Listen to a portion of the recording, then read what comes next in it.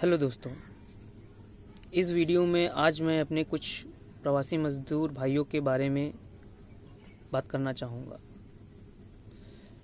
हमने देखा है कि प्रवासी मजदूर भारतवर्ष के विभिन्न राज्यों में काम करने के लिए जाते हैं, ज़्यादातर उत्तर प्रदेश, बिहार, मध्य प्रदेश, छत्तीसगढ़ से और भी क्षेत्रों से बाकी लोग आते हैं दूसरे क्षेत्रों में काम करने के लिए। एक बड़ी समस्या ये है कि ये दूसरे राज्यों में फंसे हुए हैं और अपने गृह जनपद, गृह राज्य जाना चाहते हैं।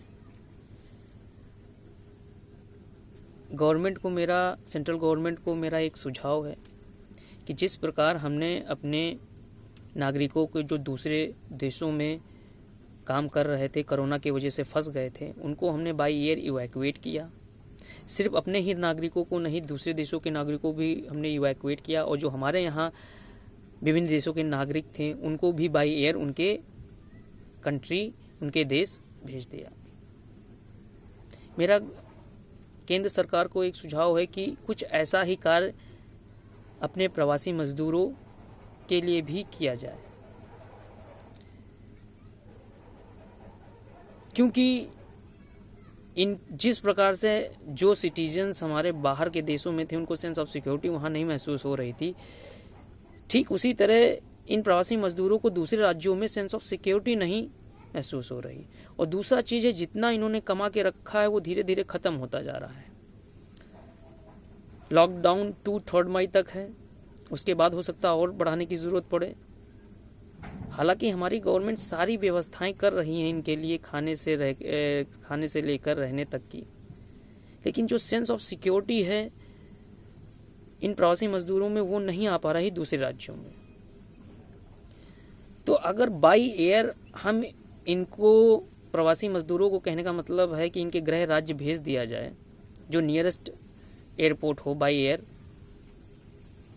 और वहाँ की संबंधित राज्य सरकार कुछ ऐसी ट्रांसपोर्टेशन की व्यवस्था करे कि इनके गृह जनपद पर उनको भेज दिया जाए।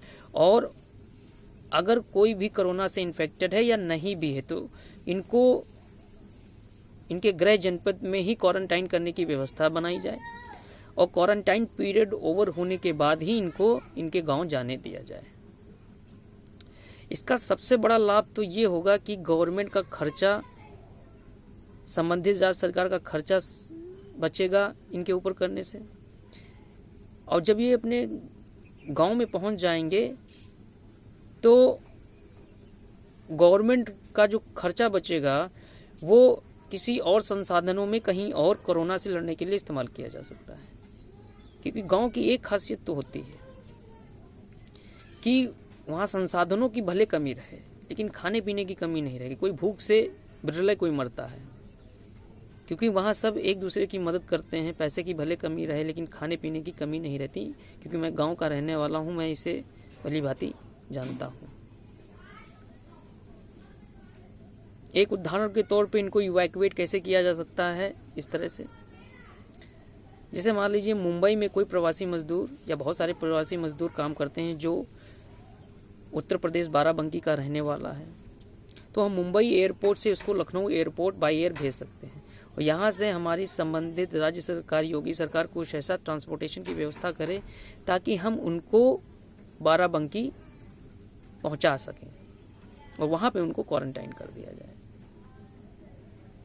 हमारी सरकार ने बहुत अच्छे काम किए हैं और ये जो प्रवासी मजदूर हैं हमारे देश की अर्थव्यवस्था की रीढ़ की हड्डी हैं।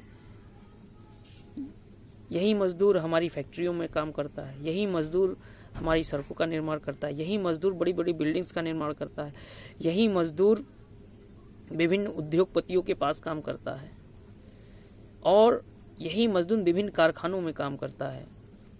एक प्रकार से पूरा भारतवर्ष जो चल रहा है इनका एक बहुत बड़ा योगदान है और हमारी अर्थव्यवस्था को मजबूत करने के लिए इन्होंने बहुत पसीना बहाया है।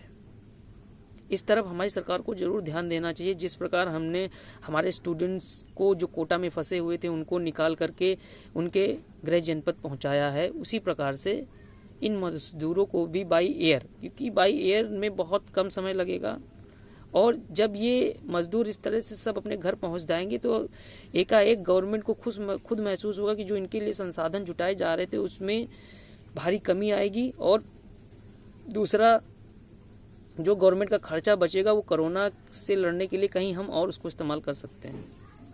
और दूसरा, इन प्रवासी मजदूरों को सेंस ऑफ सिक्योरिटी फील होगी जो इनको सिर्फ अपने गांव में हो सकती है, जो अभी इनको दूसरे राज्य में नहीं हो पा रही जहां पर ये हैं।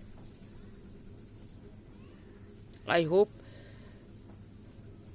government must take this into consideration, that the government must evacuate all these Pravasi Mazdoor from different part of the India to their native state, so that they can feel some sense of security for themselves, and in that manner the expenditure of the government on these Pravasi Mazdoor will be reduced accordingly, because once if they will reach their hometown they will feel some sense of security, and the expenditure on them accordingly will be reduced. It will be seen if it will be done in the future. I hope government will take this into consideration, the competent persons will take this into consideration and make the evacuation of all these Pravasi Mazdoor to their native land. Thank you. Jai Hind, Jai Bharat.